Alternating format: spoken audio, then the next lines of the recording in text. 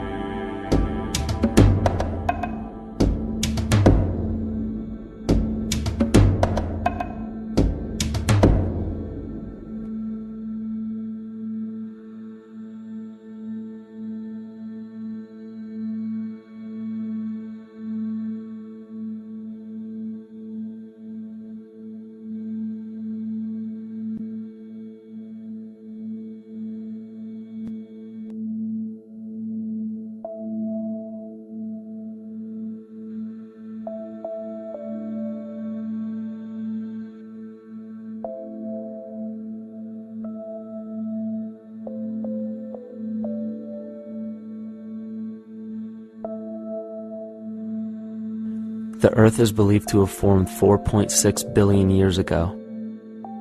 Within the first 150 million years, it began cooling and releasing gases from the lithosphere, which created the earliest forms of the Earth's atmosphere. Prior to the creation of this atmosphere, the sun's ultraviolet radiation made for uninhabitable conditions. But as the Earth cooled further, water condensed in the atmosphere and oxygen accumulated, making way for organic compounds. This spawned single-celled organisms and then plant life. And down through time, the evolutionary chain continued. And then we arrive at a species that does not seem to fit as well as the rest. Homo sapiens' gestation period of 9 months mimics the 3.8 billion year evolution of all life on Earth. The human embryo repeats the evolution of all species. When the sperm and egg unite, this new creation is a single-celled organism. Within hours, this single cell divides and multiplies more rapidly than any other species. 4 weeks later, the embryo begins to develop gills mimicking aquatic life. A few weeks later, it develops lungs and a tail with reptilian appearance. From there, a mammal is recognizable, and then onto a primate form. It then sheds its laguna, which is the embryonic fur, and at last shows the characteristics of a human child. The human body is a community of approximately 50 trillion cells. Everything the body does, the cell does as well. Cells have respiratory and excretory systems. They feed, feel, think, and communicate with other cells.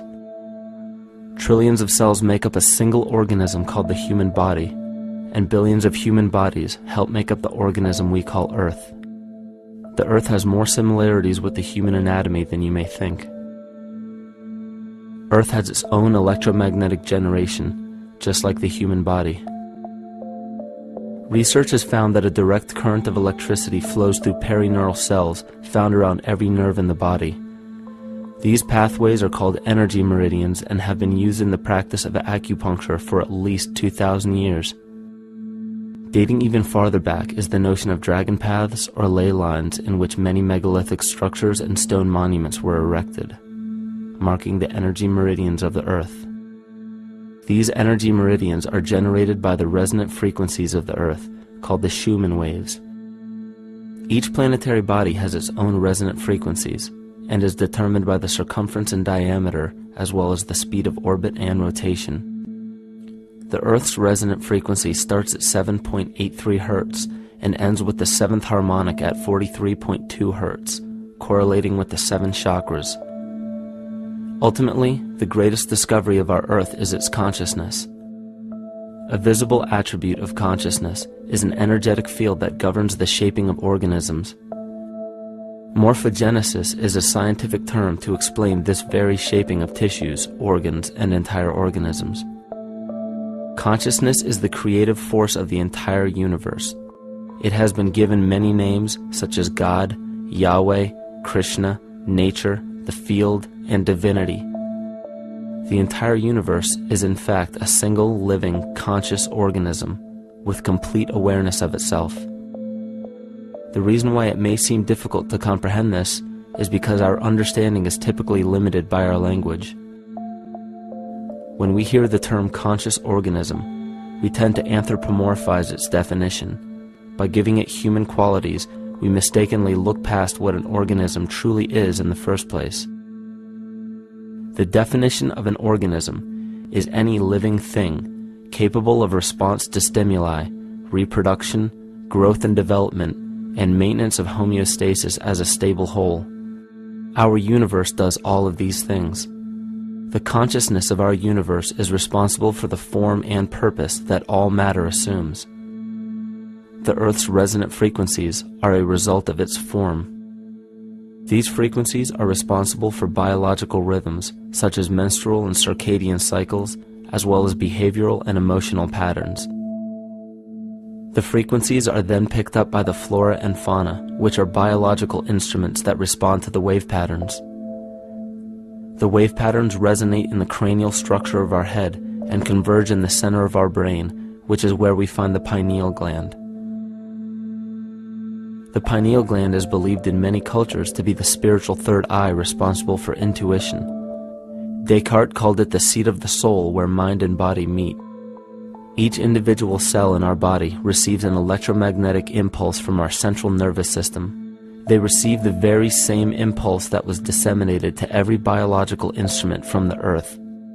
An explanation of our conscious universe has been attempted by religion, science, and philosophy. The neglect of biological nature from any organism causes illness. A divorce from nature, exile from Eden, confounding of tongues, they are all symptoms not of a biblical God or deity, but the true self. The greatest and only threat to ourselves is a loss of self, the death of our divinity. As we barrel through history with oceans of information, yet barely a drop of wisdom, we have to understand how we lost ourself.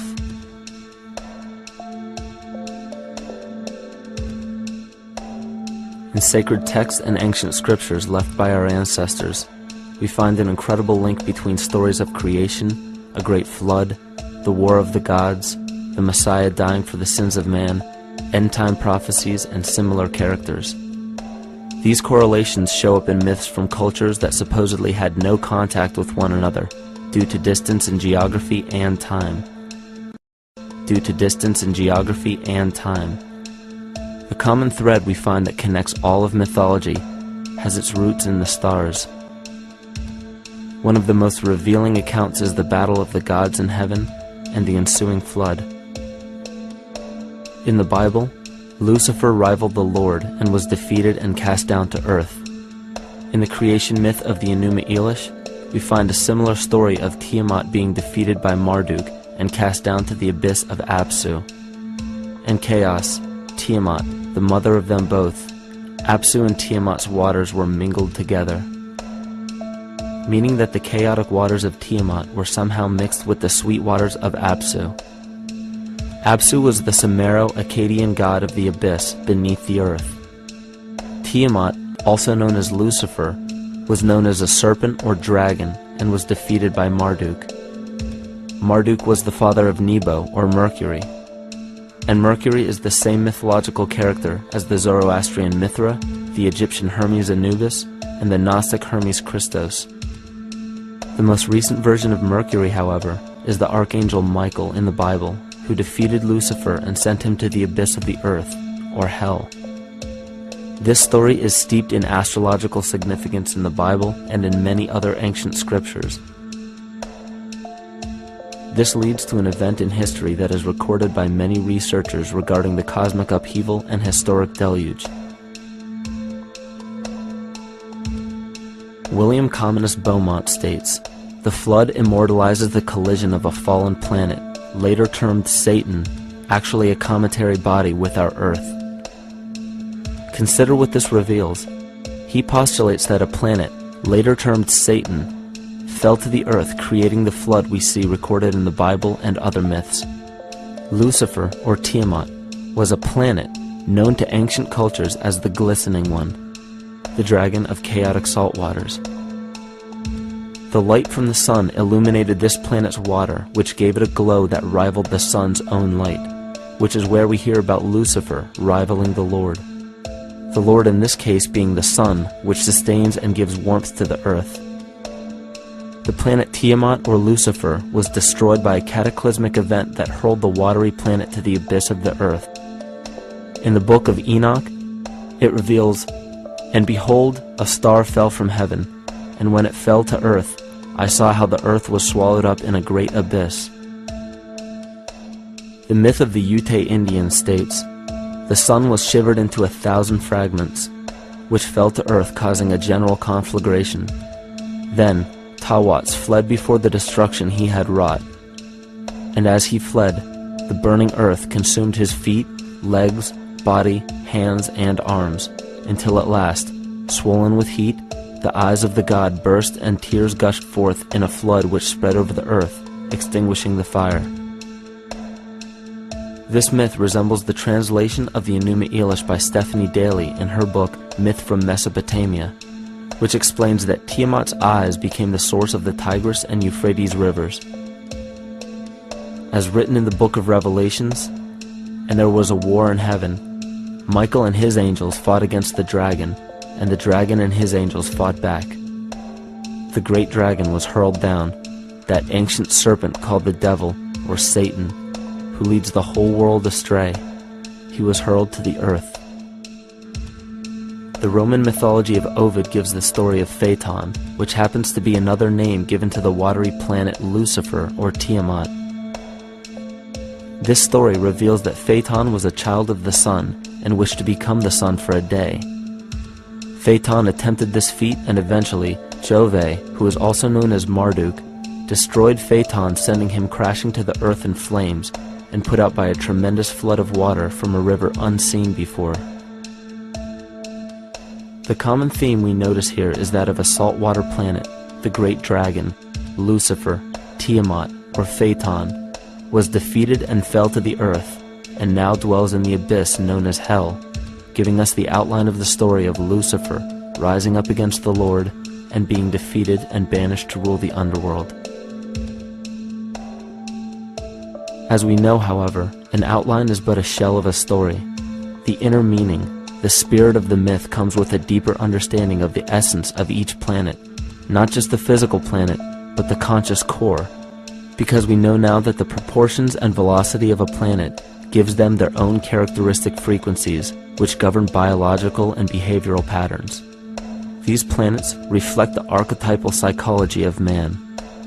In ancient times, probably the most important field of research was the study of the heavens. Galactic bodies and their movement through the sky were known to be symbolic of the inner faculties within human consciousness. Within all organisms, outdated science has only explained the physical world measured by our five senses. Only in esoteric religions, mysticism, and quantum fields of science are we to find any attempt at explaining where thoughts and emotions fit into the sense-perceptible world. We also understand now that humanity is a community of cells within the organism of the Earth. The Earth, therefore, is a higher organism that shapes our form and function.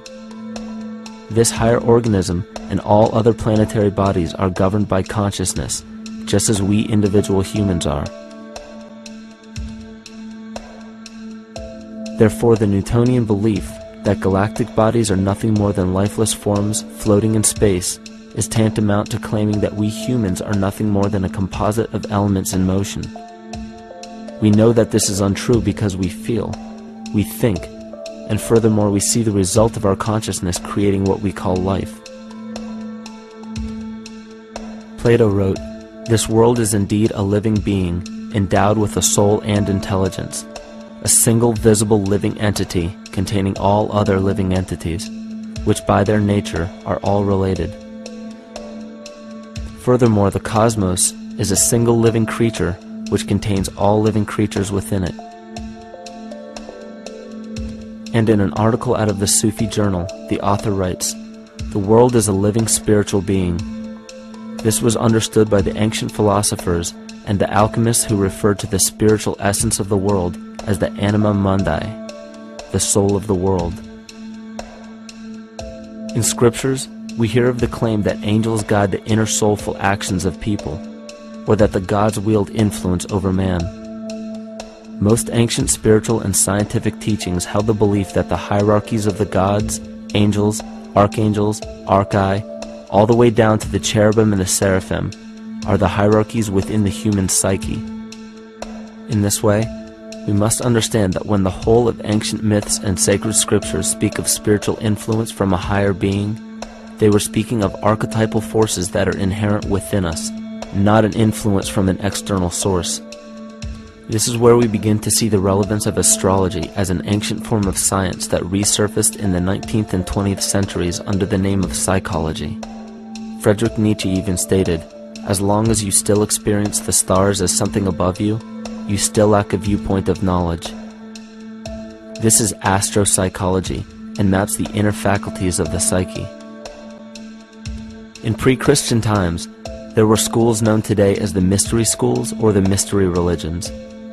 The messages encoded in the scriptures and ancient archaeology came from adepts of spiritual science. The intent was to teach the initiates the deeper meaning of these myths.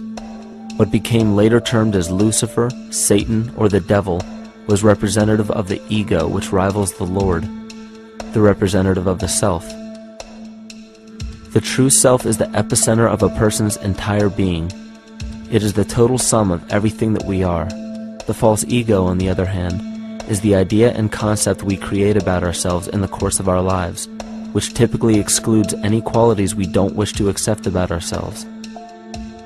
However, humanity has been endowed with the freedom to choose either to obey the true self or to give in to the temptation of the vanity and materialism of the false ego. This is the most notable trait that separates man from animal: our freedom of choice, the choice to follow our concepts and ideals or our natural impulses, the choice to sustain nature or to destroy it. This freedom of choice weighs on the fate of the entire organism that we call humanity. Cancer begins with a group of cells within a community that fail to communicate with the conscious signal of the organism. Those cells begin to grow out of control and spread to other areas of the organism. This very disease is evident in our world today. The cancer upon our earth is the domination of our false ego and our divorce from nature. Collectively, among every human, the cancer upon our earth is the domination of our false ego and our divorce from nature. Collectively, among every human, vanity leads to segregation and competition. Competition leads to fear and greed. Greed leads to deceit and immorality. And immorality is the breeding ground for illness, waging war on our earth. Every act of hatred and destructiveness in our world begins with self-hate and self-destructiveness. And that all begins with a breakdown in communication.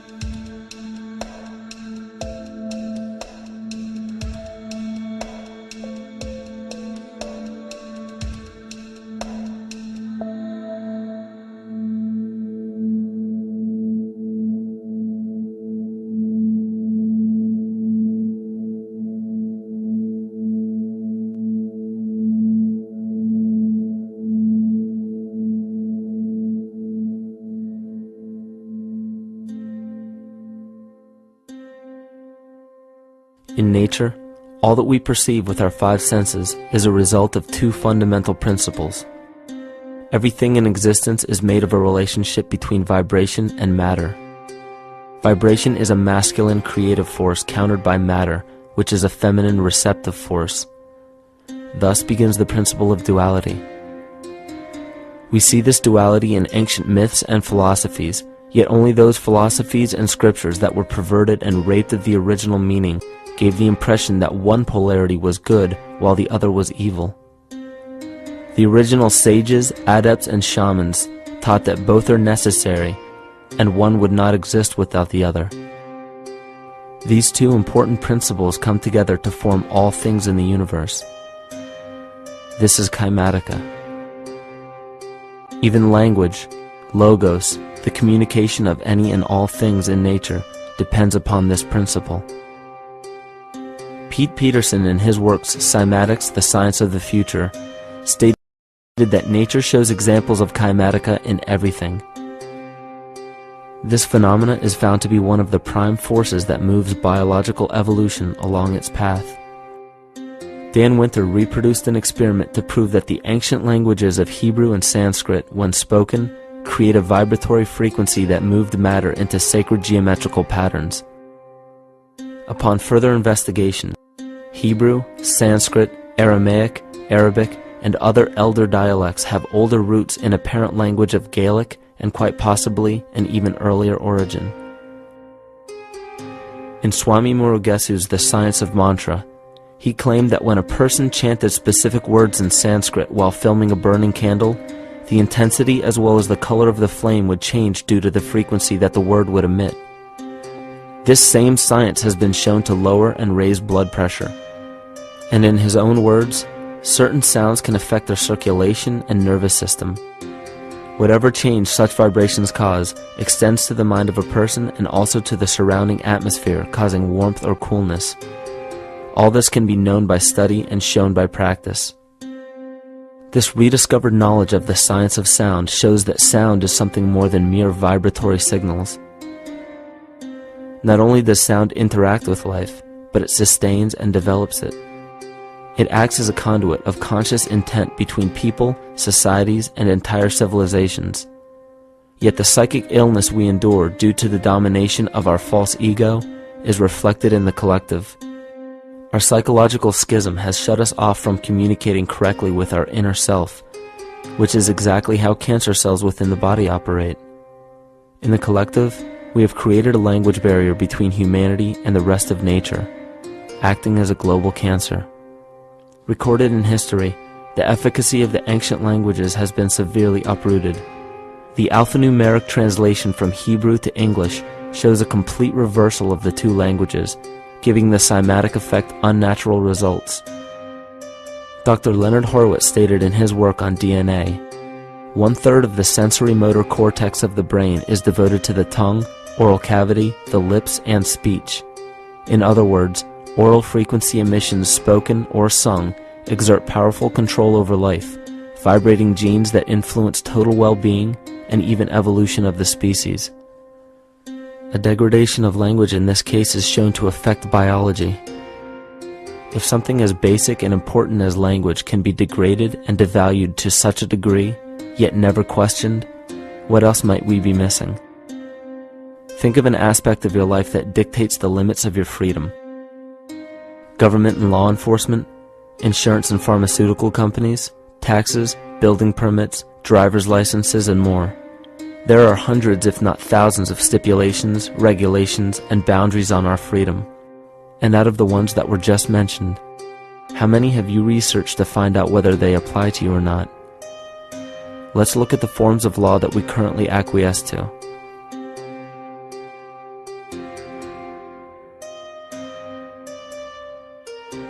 A common misconception among people is that any rule or regulation that governs them falls under one category: law. But there are many other forms of law that people abide by without realizing that they simply do not apply to them. Another misconception is that a nation's constitution gives us our rights. A constitution does nothing more than list the rights that we already have. We are born with inalienable rights, endowed to us by our Creator. They are not given to us, and they cannot be given away. The most a person can do with a right is choose whether to exercise it or not. Maritime Admiralty law is what's known as the law of the water. It is superseded by civil law and only applies to those who willingly contract themselves into it. The definition of Admiralty law is a body of private international law governing the relationships between private entities which operate vessels on the oceans.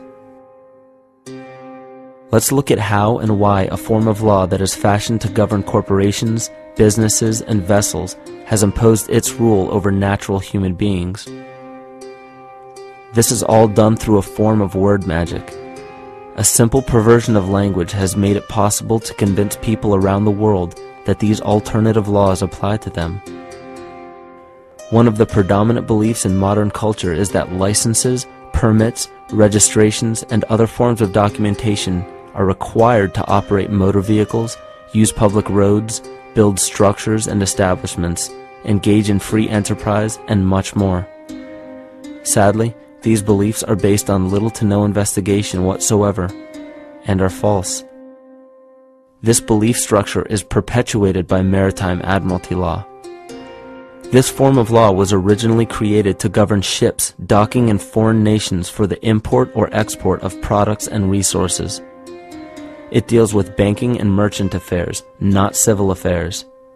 When a product is taken off of a ship and brought into a foreign land, that nation takes custody of the resource and accounts for it with a certificate. That certificate marks the birth date of that product in the custody of the respective nation. Think of why it is supposedly required to have a certificate of live birth in the first place. The Barron's Dictionary of Banking Terms defines a certificate as a paper establishing an ownership claim. So right there, we notice that everyone with a birth certificate is defined as being owned. People are used as collateral with other nations because the U.S. is bankrupt. The United States declared bankruptcy on March 9th of 1933. At this point, the U.S. began taking out loans from a private, non-government affiliated corporation called the Federal Reserve. With no money to pay back the loans, the United States began using the citizens as collateral. All birth and marriage certificates are literally warehouse receipts. Just look at the similarities of warehouse receipts and birth certificates. Both document the date of issue, a serial number, registration number or receipt number, a description of the product, and an authorized informant to notify the appropriate government agency. With all of this information being readily available, the majority of people are unaware of their involvement with Maritime Admiralty law. This is possible through the manipulation of language. This Admiralty law changed the meaning of the word person from a natural living person to a corporation.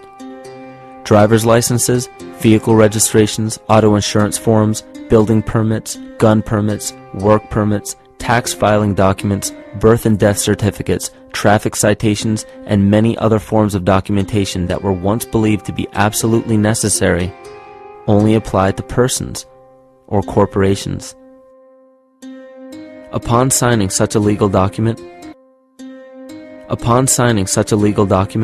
you are indirectly waiving your rights under the Constitution and lowering your status to that of a corporation that is created with the same exact name as you. The only way to reconcile your true name from the name of the corporation is to take notice that the corporation has its name in all capital letters. This is known as capitis diminutia maxima. You may take notice that your driver's license, birth certificate, social security card, insurance cards, and more use all capital letters to legally represent the corporation with your name, not you. The corporation is known as an artificial person, whereas you, the human being, are known as a natural person. This deception goes even deeper when it comes to the courts that we attend. When showing up to court, you will notice that there are seats for witnesses behind a wooden fence or barrier. The defendant must cross through the entrance to the other side of the barrier where the plaintiff and judge sit. This act symbolizes the boarding of a ship. At this time, business can be conducted in Maritime Admiralty law. The judge, acting as captain or banker, is responsible for settling the balance between the two sides. This is why there is always a monetary value involved in any court case. The captain is simply dealing with banking and merchant disputes. Once the balance is paid, the case is closed. To turn the court case away from admiralty law where your rights are not protected, you must avoid agreeing to represent the artificial person. This is done by stating that you are the natural person. You don't have a first or last name because those imply corporate title. In a court case, you may state that the court takes judicial notice of your honor's oath of office. Every judge must take an oath of office to practice law, yet you must make it clear to the court and the jury that the judge is acting as judge and not banker. Remember that you are a natural human being of the earth. You are not governed by anything but your own consciousness. Laws are created within a society. The society that created the laws we see being enforced today is called the Law Society. Yet the most beautiful part of this entire deception is the fact that we are not part of the Law Society, so their laws do not apply to us. Judges, lawyers, and law enforcement officers, they're all part of a society. Within that society, they've created their own language that's deceptively similar to English.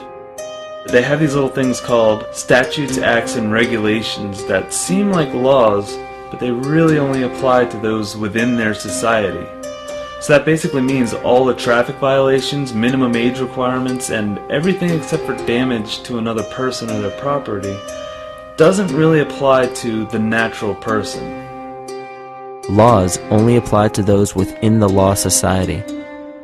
The game being played is an illusion. You can simply choose to open your eyes and reclaim the freedom that you were born with, bound by nothing but the limits of your imagination. These are just a few examples of assuring that your rights are being protected. By far, the most important line of defense against this deception is to be aware of the perversion of language, and be absolutely aware of how you form your beliefs and concepts.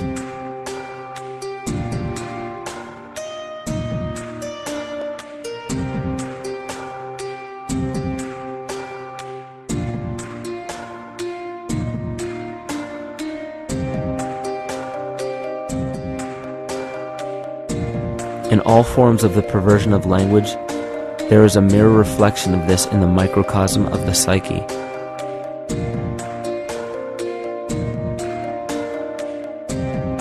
And the problem I see with humanity today is we don't truly know ourselves anymore. We have the 9-to-5 job, we have the house, the children, the bills, the television, the hobbies, and the errands that we run every single day, and we eventually begin to believe that this is who we are.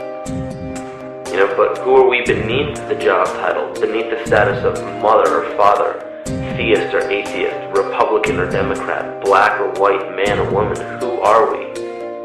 Who are we deep down inside? We don't know, because every time we hear an answer that we don't want to accept about ourselves, we deny it. We'll pass it off and project it onto somebody else and judge them for it. This is repression. And we see what repression can do to us on an individual level, but what about on a collective level of humanity? What happens when the whole world refuses to see what they truly are on the inside?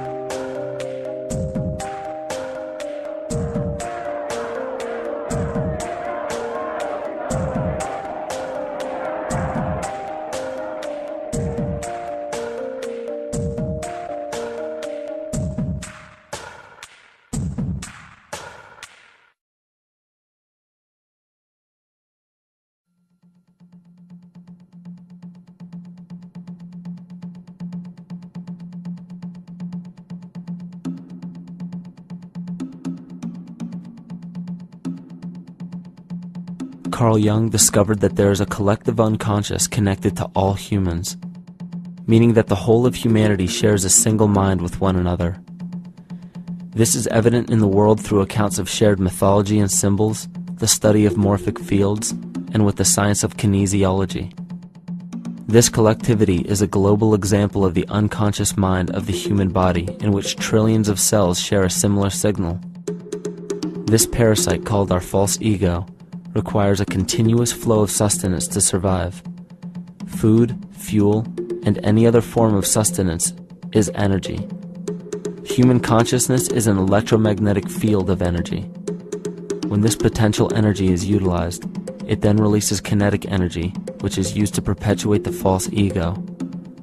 This scenario occurs in the smallest parasitic organisms, all the way to a collective organism called humanity. A parasite will release chemicals that cause the host to crave the sustenance that the parasite needs to survive.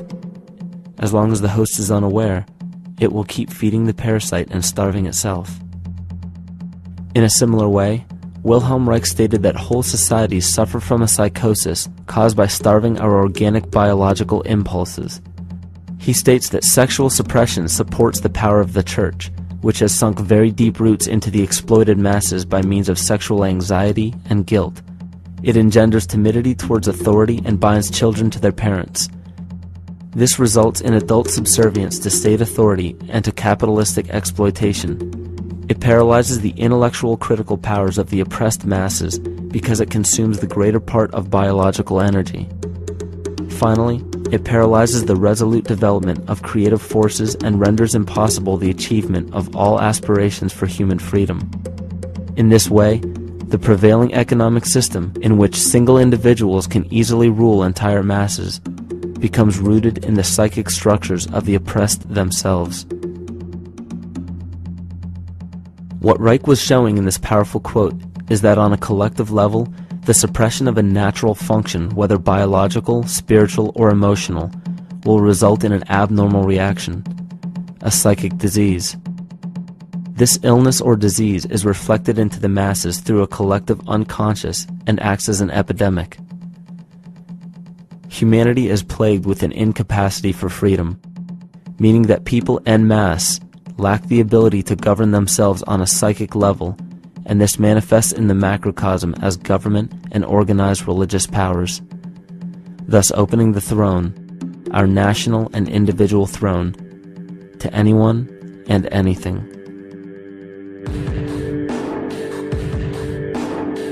Enter the infamous rulers of the earth, the patriarchs of civilization, political, social, economic, and spiritual dictatorship, psychic tyranny.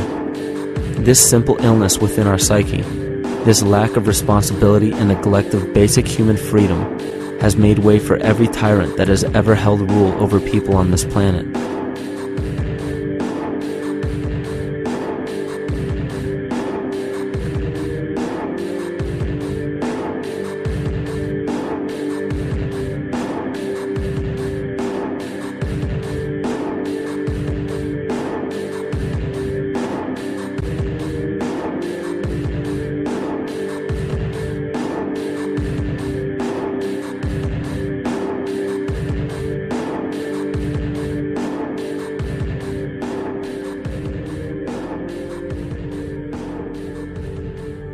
But these oppressive tyrants that are demonized by the masses are no different than us. In fact, they are one with us. In the book The Prophet by Khalil Gibran, he poetically states, "I say, as the holy and the righteous cannot rise beyond the highest which is in each of you, so the wicked and the weak cannot fall lower than the lowest which is in you also." Every one of us has the capability to commit the most horrifying sin or show the most beautiful compassion to our fellow man. This is the very definition of an illness within the psyche and soul of man.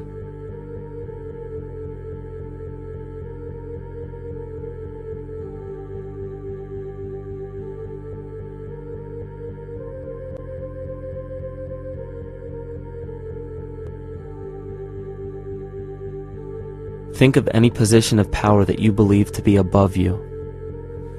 Royal families, government leaders, the United Nations, financial organizations, corporate monopolies, and media juggernauts. These are all facets of our false ego. They are the physical advent of our own sickness. They require our conscious participation, our conscious energy to survive. Because without our cooperation, without supplying them with the sustenance of complicity, they starve. Their very nature depends on our desire to be ruled. And a typical symptom of the illness among humanity today is our continuous denial of our illness. Repression. We consistently repress those qualities we choose not to accept about ourselves. This is why it is so difficult to see the false ego and its multiple manifestations for what they truly are.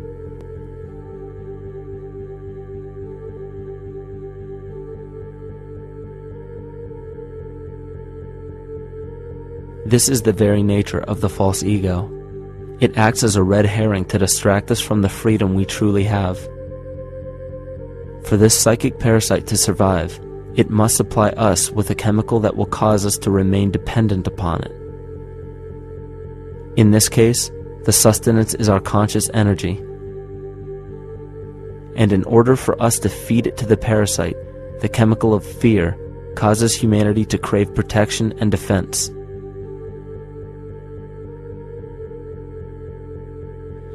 The functions of the body to survive can be broken down to two basic functions for any organism to survive. You have to be able to grow, maintain yourself, take care of your biology, but you also must be able to protect yourself, so that if you're just growing and you can't protect yourself, you'll become food for something else. So the survival involves a balance between growth and protection. Through the history of human civilization and through human evolution, we recognize that our nature is to be in a state of growth, and that our protection is only supposed to be used to, help us out of that threatening moment. You can't be in growth and in protection at the same time. So the significance is, when we see a need of protection, the stress hormones in the body shut off the blood vessels in our viscera or gut, which is the part of the body for growth. Well, the issue is, if you took the blood from the viscera and moved it out to the arms, then you left no blood in the viscera. That means no growth. But you're ready to fight. And when your fighting is finished, then the blood returns back to the viscera and you grow again. But in the world that we live in today, it's 24/7 fear.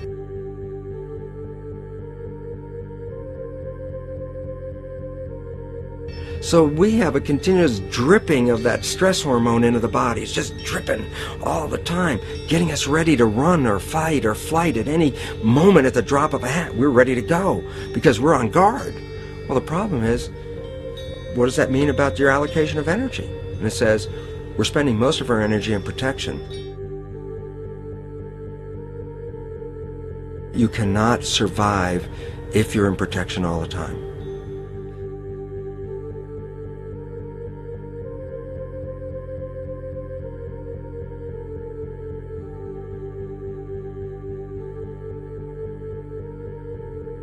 And if the parasite can control the nature of the fear, it can then create a fear among us that only it can defend us against.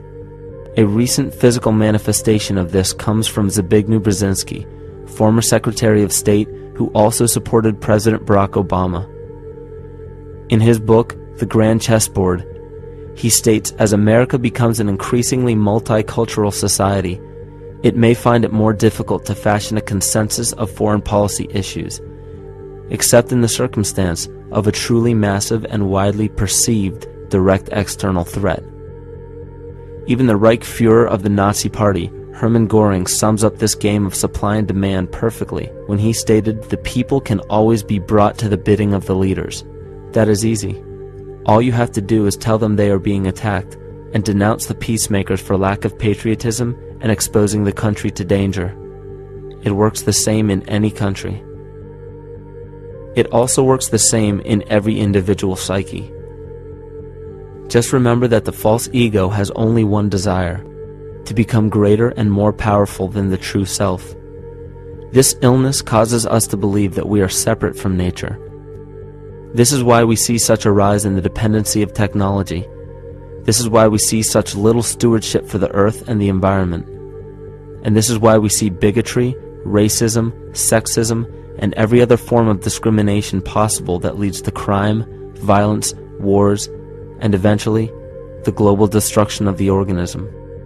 This endless state of fear, confusion, and segregation our world seems to live in is a symptom of the false ego creating a false threat.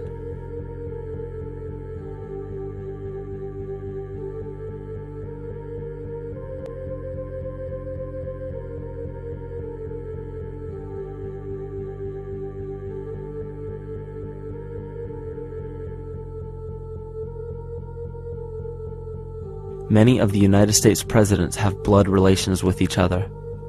The Bush lineage has blood ties to a great number of former presidents.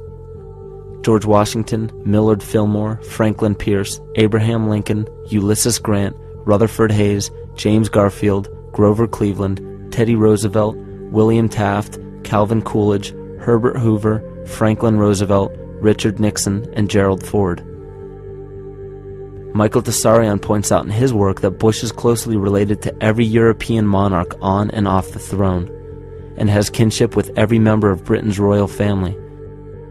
Bush's family tree can be documented as far back as the early 15th century.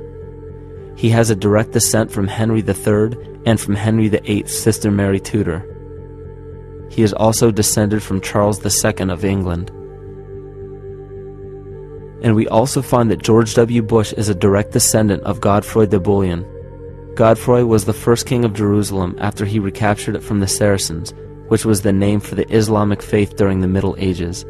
It is interesting to note that the current occupation of the United States in the Middle East was re-established by the same family, George Bush Sr. in 1991, and again by George Bush Jr. in 2003. George Bush Jr. is then found to be a cousin to both opposing candidates of his 2 terms in office, Al Gore and John Kerry. Democratic President Barack Obama also has blood ties with George W. Bush, as well as Gerald Ford, Lyndon Johnson, Harry Truman, James Madison, and the British Prime Minister Sir Winston Churchill. On the opposing side of the 2008 presidential ballot, John McCain is descended from Robert the Bruce, King William I of Scotland, and also Godfrey de Bouillon. Probably one of the most interesting facets of the bloodline relations is the fact that the whole British royal family has descent from the Muslim prophet Muhammad through the Arab kings of Seville. This bloodline was passed through the kings of Portugal, Castile, and eventually down to King Edward IV. And this is a very, very different story from what you hear the media pumping out every day, being this idea of lineal superiority. It's completely debunked according to the foremost authority of aristocratic lineage, Burke's peerage. And this just goes to show that there's the true story, and then there's the manufactured illusion, the front that's given to the public.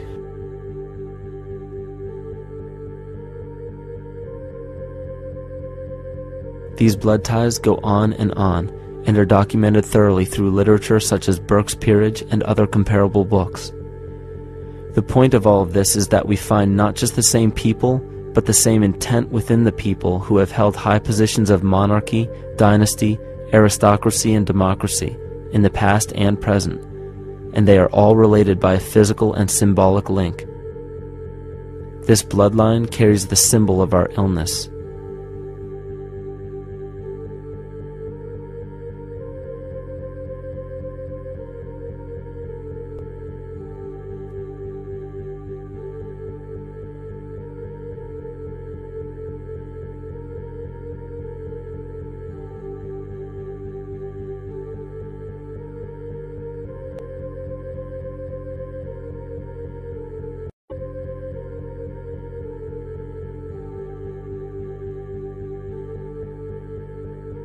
The symptoms of our psycho-spiritual illness are the wars, terrorist attacks, artificial or man-made disasters, and leader figures. As long as the people remain oblivious to their inner drives and inner nature, they will always fail to recognize why these events take place and why these figures rise to such powerful positions. The reason why we have failed for thousands of years to conquer these archetypal rulers permanently is because for thousands of years we have been fighting the symptoms of an illness and not the root cause. For every corrupt government that falls at the hands of a revolutionary, oppressed people, 2 more will rise in its place every time, because the root cause of a corrupt government does not exist in the individual leading that government. It exists within the psyche of every individual, because an unaware host to a deadly parasite will do anything to avoid accepting his own incapacity for freedom.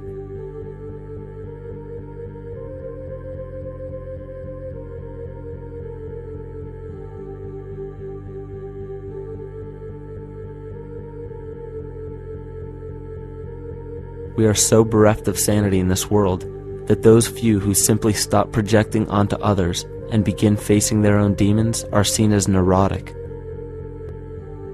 An article written in the 1950s states that studies showed that individuals who had been isolated from their familiar social and cultural environment became neurotic. This shows that when those individuals had no object to identify their darker emotions with, they began to see these things in themselves, that which they refused to recognize before, and were unaware of why they appeared and how to cope. Facing our true inner self is virtually unknown in our world today.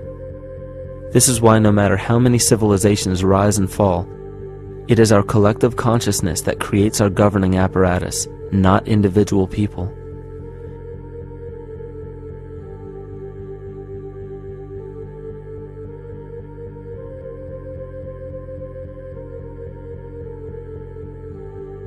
And after countless attempts, you would imagine that people would realize that a physical retaliation may not be the solution.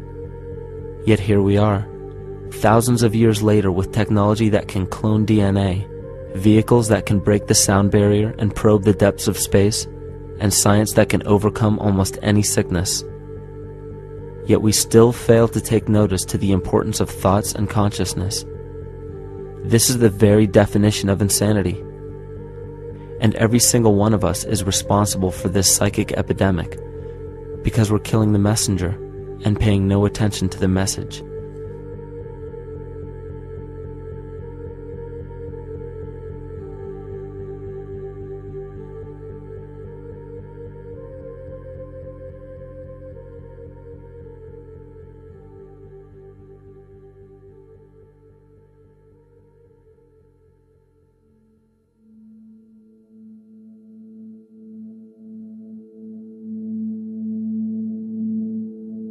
During the 1990s, 3 Nobel laureates in medicine advanced research that revealed the primary function of DNA lies not in protein synthesis as widely believed for the past century, but in electromagnetic energy reception and transmission. Less than 3% of DNA's function involves protein manufacture.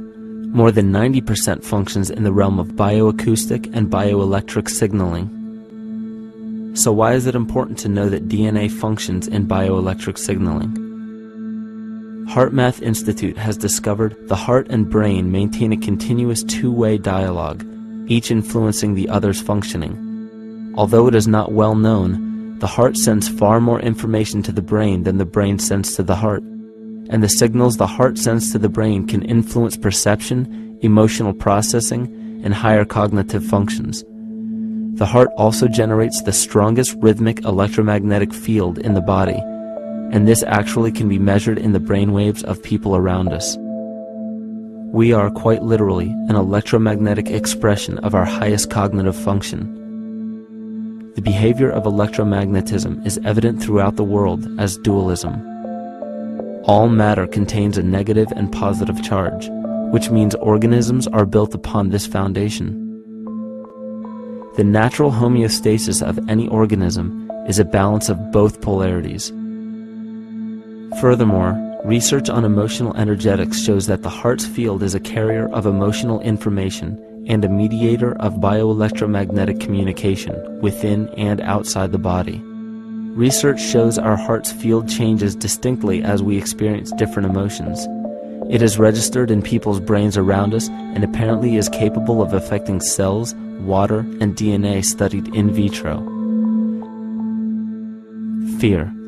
The chemical supplied by a collective parasite creates a distinct bioelectric signal given off by the host. This signal is disseminated to the organisms within our community and will grow outward through the entire organism unless it is counterbalanced by an opposing force. Dr. Fritz Alan Popp discovered that the cells in our body communicate through biophotons, which are tiny particles of light that are single units of an electromagnetic field. This communication system within our body also exists between people in what's known as morphic resonance.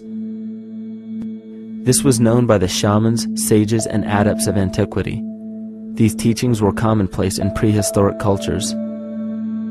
It wasn't by sheer chance that artistic expression and rituals were the cornerstone of every ancient civilization.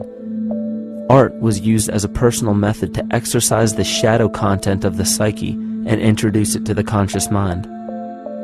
This was very literally viewed as psychic therapy. Ritual was based around astrological dates. As we've learned, the study of the stars and planets reflect our own astropsychology. The shamans would perform rituals on astrological dates that would correlate with a circadian rhythm or a psychological cycle. These rituals kept the human participants aware of their inner self and prevented the repression of psychological content. As long as people were facing their inner demons and accepting them as their own, they were not collectively projecting them into the physical world. If you bring forth what is within you, what you bring forth will save you. If you do not bring forth what is within you, what you do not bring forth will destroy you. The progeny of our psychological disease began growing rapidly after a series of catastrophes forced the collective into a somatic state of fight or flight.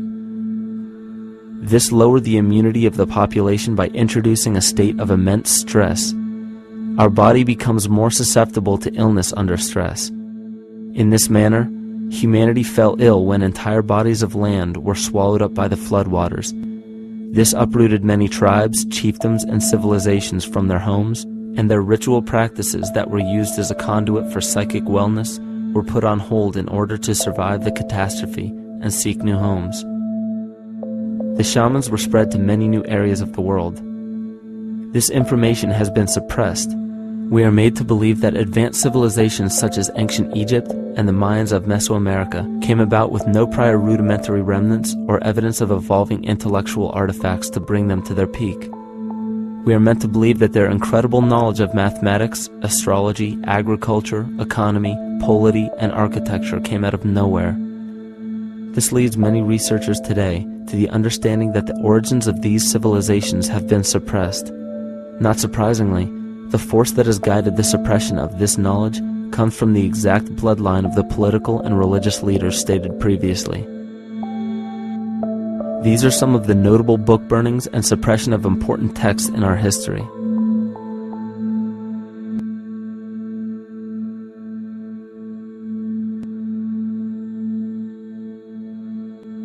Yet after all of this suppression, there are still remnants of the dispersion of elder civilizations in nearly every country. There is tremendous evidence of ancient cultures visiting North America long before the conventional belief of European colonization.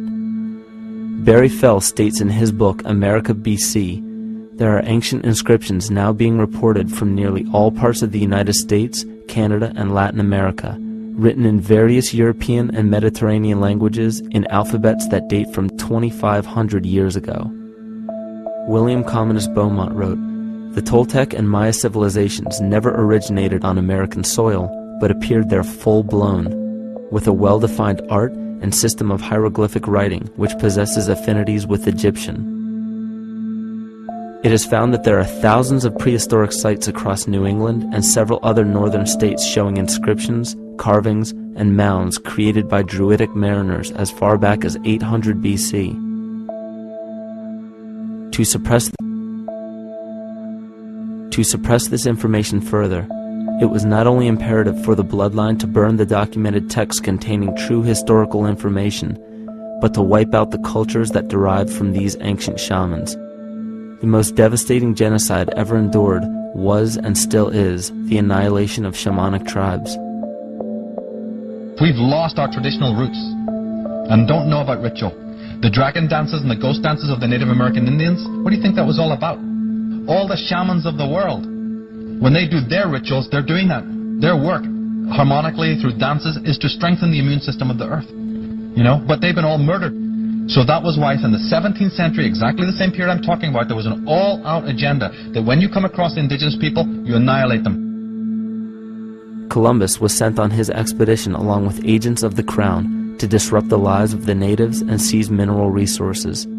He visited every island in the Caribbean, depleting the gold and taking as many slaves of the native Taino tribe as possible. 5 million natives were murdered within 3 years, according to Leah Trabeck. Within 15 years, the Arawak tribe of 250,000 was completely wiped out. The population of the United States prior to European contact was greater than 12 million. 4 centuries later, the count was reduced by 95% to 237,000.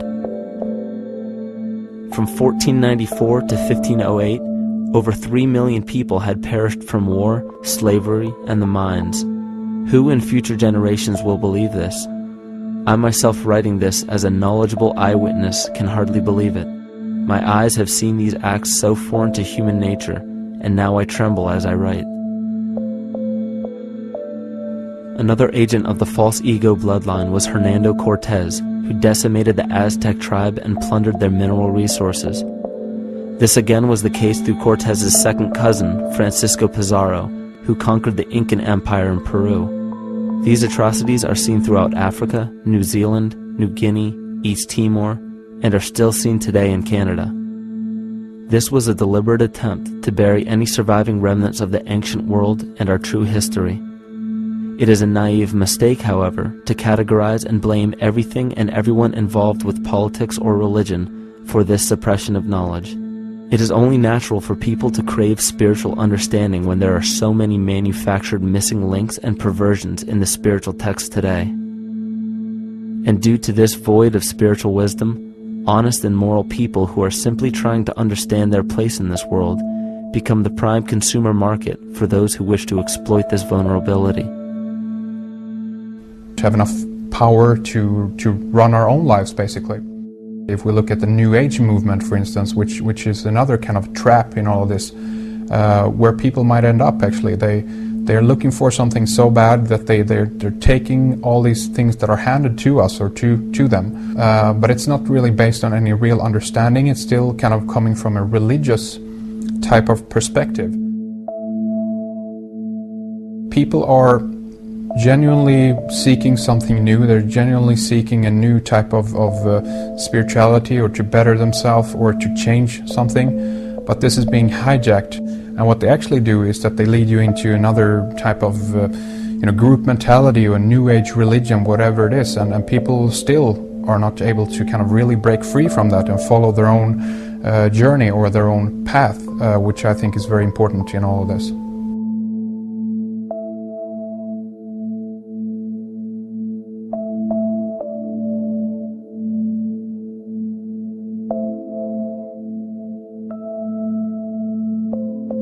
In the pre-Christian era, there were several cults of incredible power, most notably the stellar, solar, Saturnian, lunar, and mushroom cults. It is simple to see that worshippers of the lunar goddess comprised of the lunar cult. The worship of sun gods were indicative of the solar cults. The Saturnian cult, which consisted of Phoenicians and Canaanites, worshipped El or Eli. The biblical exodus of the Hebrews from Egypt showed that they entered Canaan and merged the lunar cult of Isis, the solar cult of Ra, and the Saturnian cult of El to form Isis, Ra, El. Israel. The old Israelitish cult and mythology, the Yahweh worship, the patriarchal legends, the sojourn in Egypt, and so on, are rooted in the religion of the sacred fungus, developed from the underlying fertility philosophy of the ancient Near East. The Jewish mitre, Muslim turbans, and military berets are derivations of the symbol of the mushroom cult. One of the first and most prominent, however, was the stellar cult, and a number of these ancient cults were created for shamanic purposes and earthly stewardship, yet some were taken over with different intentions. Just as you would imagine in any establishment of power, smaller cults formed within the main cults to worship individual deities. The cult of Mithras and the cult of Dionysus are two examples. You still today can see the Mithraic or Phrygian cap on the symbol of the seated Liberty dollar, the coat of arms of many countries, the reverse side of the flag of Paraguay, the seal of the United States Senate, and even involved in the solar cult holiday that we now call Christmas. In the cult of Dionysus, many festivals were celebrated, such as the Greater Dionysia, celebrated in Athens around the spring equinox. The foremost event in this festival was the Thymelic contest, in which poets, musicians, and entertainers performed in an open-air theater. Musicians did not have to pay taxes, and members of the Artists Guild did not have to participate in military affairs.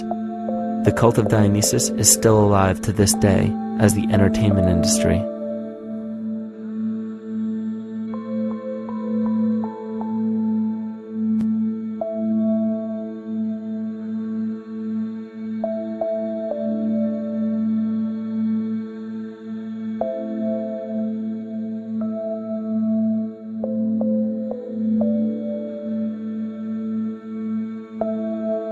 These cults still exist in many important positions of power throughout the entire civilized world. Yet the most important function of these groups is to manufacture the consent and complicity of the people.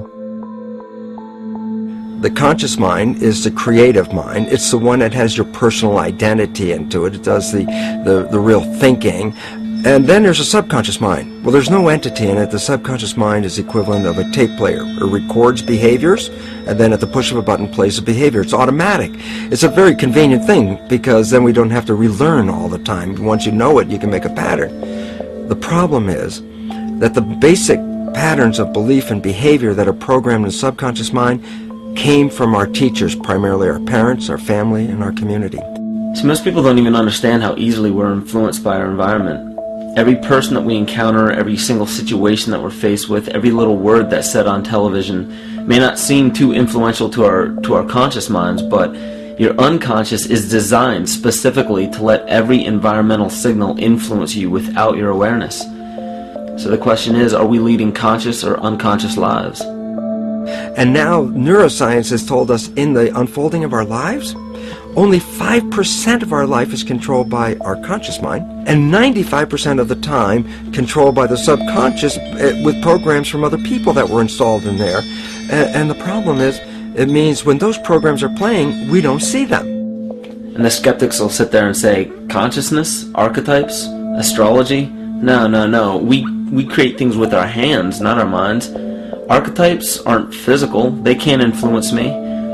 But when you think of the fact that we're only conscious of this small little fraction of our behavior, what we don't realize is that entire countries, entire civilizations that think they're free and independent, but are unconsciously too afraid to be free and independent, they will beg to be governed. And if they can't do it themselves, who do you think will consciously or unconsciously take that responsibility? It usually ends up being that strong, masculine, animus archetypal figure.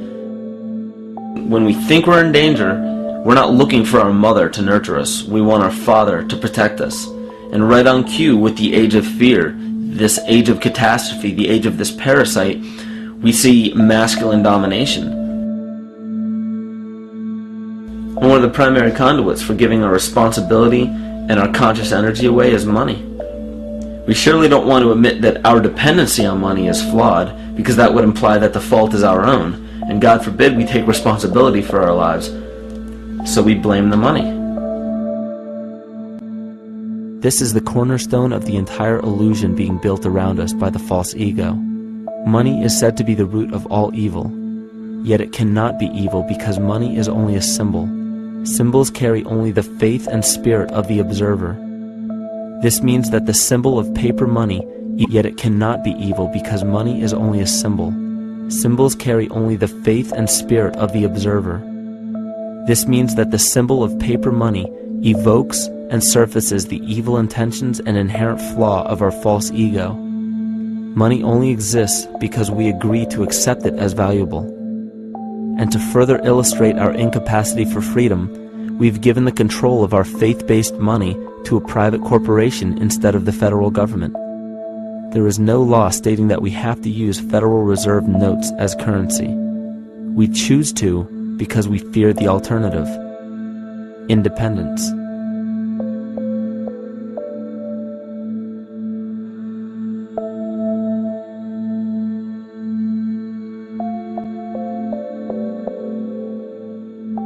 But it's not even really about money, it's about energy, because money is simply this material thing that allows billions of people to crave just one thing and put their energy into the same thing. It's not the plasma TV or the house or the lifestyle or the job or the significant other or the status that we're really after, because we know that we're empty. These people feel sadness and loneliness and void just like anybody else, and they either want to fill that void with materialism because they think that that'll make them feel better, or they want to sedate the void feeling with material possessions. So it all comes back to this feeling of having to put our dependency into an external source, something that we have absolutely no control over.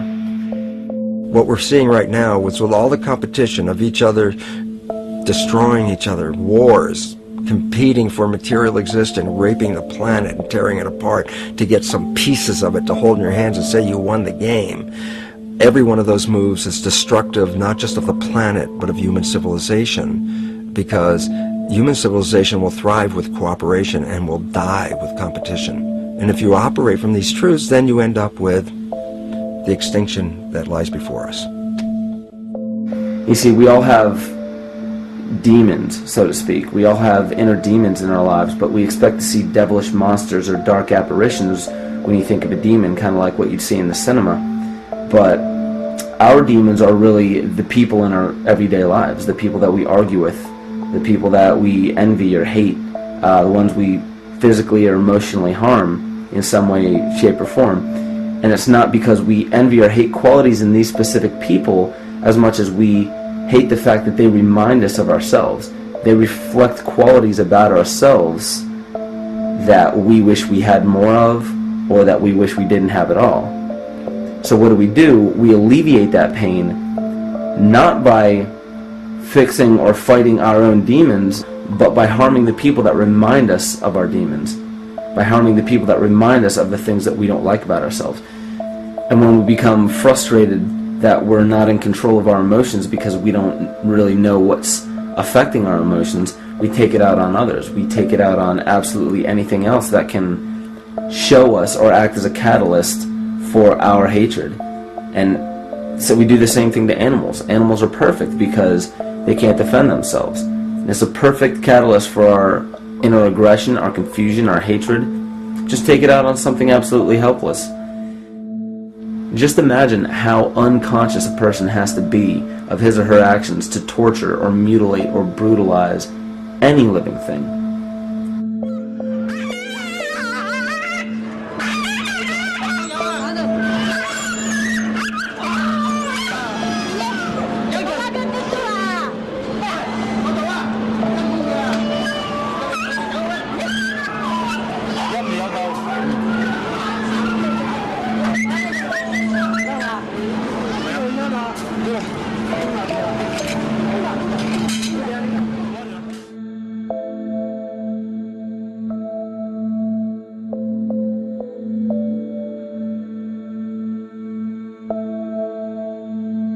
His goat's down, and he'll be here, and we can. Ouch! Ooh, he bit you. Bit of his tail. Is that common with your kids, maybe? He's a big guy. That's a real. Think of the lack of compassion you must have towards life in general to be able to feel no semblance of sympathy towards entire populations, let alone just individuals or individual animals, entire populations of species that are bred specifically for the purpose of commodity. But I'll tell you what's even more dangerous is not so much the people carrying out this cruelty, because that's already been established. That form of hatred and cruelty has already been established and it's already known. What I'm really worried about is the people who are against inhumanity, the people who are against animal cruelty and feel self-righteous enough to think that it's justified to inflict harm or even wish harm on these people. Because those are the people who take unconscious cruel behavior to a whole new level of conscious cruel behavior that's perfectly acceptable in their minds, because they feel that it's their job to bring other people to justice, like they're an authority figure of some sort. Those are the people who will have a much harder time figuring out why they harbor so much inner hatred and resentment. They don't seem to realize that it's just another form of this same exact hatred. So to keep from facing our inner demons consistently, what do? When we begin to realize, hey, wait a minute, maybe it's not alright to inflict harm on any other living thing, then the ego has to come up with a more esoteric form of cruelty to trick us into displaying the same form of self-hatred, the same indignant attitude, but just in another way and towards another group of people. But the emptiness will always find a way back in, and people will always start to feel restless again, no matter how many times they transfer blame to yet another person or yet another group. We need chaos in our lives. We crave destruction. We beg for catastrophe. Because if we don't have these things to act as a form of exorcism or a catalyst for us, we start to notice these things in ourselves, and that's what we don't want. You see, we can deal with wars. We can deal with terrorism. We can deal with stock market collapse and economic collapse. We can deal with these things. But once we start to notice this chaos within ourselves, that's what we're really afraid of. We'll take 1,000,000 September 11ths over one moment of true insight towards our self-hate.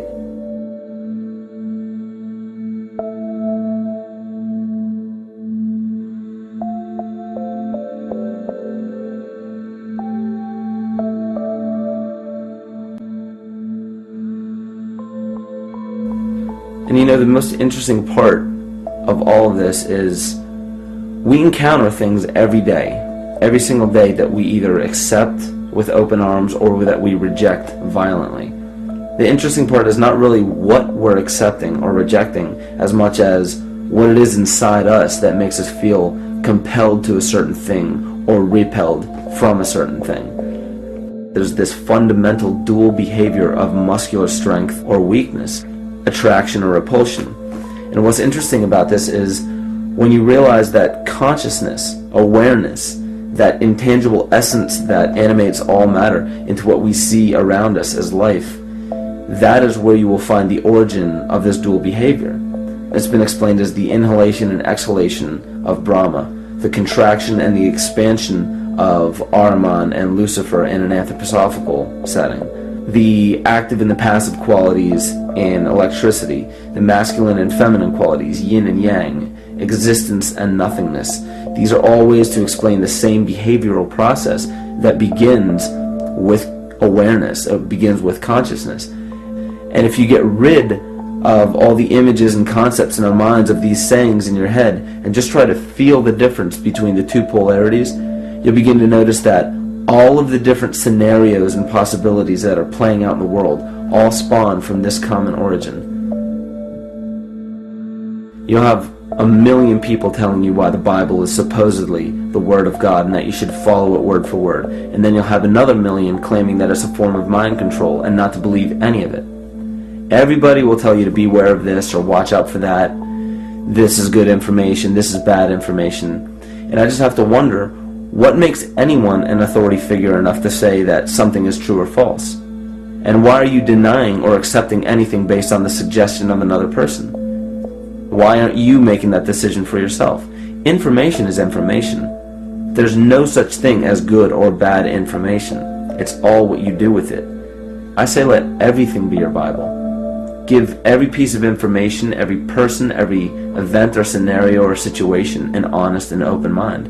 Because then it's your responsibility to respond to it in the way that you choose. Not following the herd, not following convention, it's your responsibility. And that's the point when, no matter how many people tell you you're wrong or right, you're not dependent upon their approval. If we at least question our own actions, question our own thought process, and make a conscious decision to what we feel is right every single day, that's what I believe to be divinity. That's true shamanism.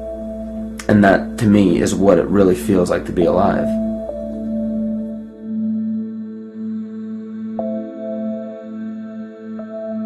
In this conscious, living universe, there are no laws of nature, just habits. There is nothing external to the universe to enforce a law upon it. The illusion of a fixed law of nature is only the result of there being no need for that habit to be broken. When habits need to be broken to ensure the survival of the organism, we see this event in nature and call it evolution. The collective mind shapes our evolution.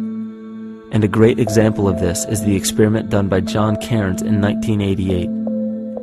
His team put lactose-intolerant cells in an environment with only lactose for food. Under a law of nature, every one of these lactose-intolerant cells would have died. But surprisingly, they all survived. Every one of them understood the problem that they were facing and replaced the defective lactase enzyme with a functioning one to utilize lactose for food. If a cell has the ability to decide how and when to evolve because it's facing extinction, then anything can. The existing beliefs are that a human body is a biochemical machine controlled by genes, and therefore the behavior, emotions, and character of our biology, our health, our lives are controlled by genes which we don't control. So this is what we taught people. You're a victim. Genes control your life. You didn't pick them. You can't change them. The genes you end up with program what's going to happen. My experiments on stem cells, which I started in 1967, I'd isolate one stem cell, put it in a petri dish, and then it would divide every 10 hours. So I took all the cells, split them up into 3 groups, and then just put them in 3 petri dishes. And then I changed the growth medium, the constituents of the environment, in each of the 3 dishes. In one dish, the cells form bone. The second dish, they form muscle. And a third dish, they form fat cells. What controlled the fate of a cell? And the first thing you have to say is, well, wait, they were all genetically identical when they were put in a dish. So obviously the genes didn't control it because they all had the same genes. What was different was the environment. And all of a sudden in my career it said, oh my gosh, here I am teaching genes control life, and the cells are telling me genes respond to life. And since you can control the response, you can control your life. It's how you read the environment, how your mind perceives the environment. And if you understand this, then you could lead yourself to the most wonderful expression on this planet, to be fully alive and fully healthy, just how you respond to the world.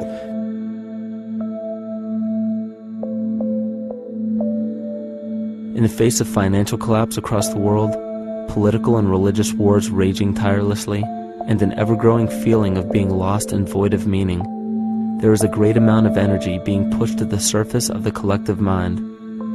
Evolution does not come about gradually. It happens in spurts and fits, and comes about due to a tremendous need for the organism to survive. We are now at a point in history where we will choose. We will choose to become sovereign or remain dependent, to face our true self or continue fighting a ghost, to become well or allow this disease to grow, to live or to die. The choice is yours.